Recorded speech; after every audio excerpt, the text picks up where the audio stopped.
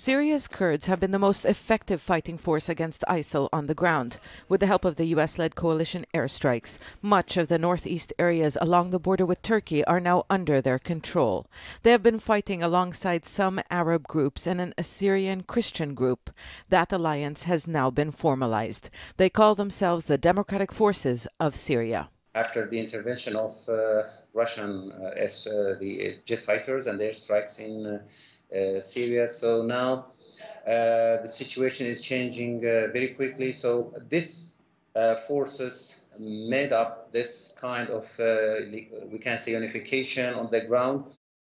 The new group says its role will be to fight ISIL and push for what it calls a democratic and secular Syria, and one day become Syria's new army. Its leaders say they have the backing of the US and Russia.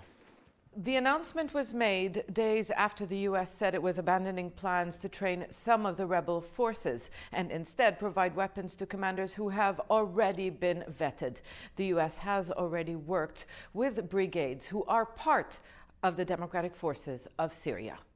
Russia hasn't shied away from saying it is targeting opposition groups apart from ISIL as part of its military campaign in Syria.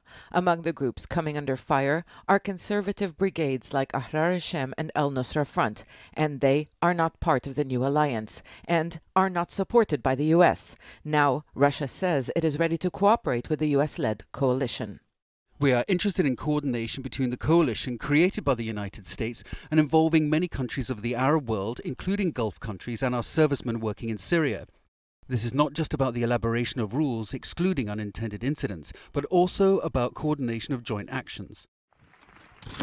The Democratic Forces of Syria is not a new force. It is an existing one that was supported by the US coalition, but now has a Kurdish and Arab face. Zeina, Khodr, Jazeera, Beirut.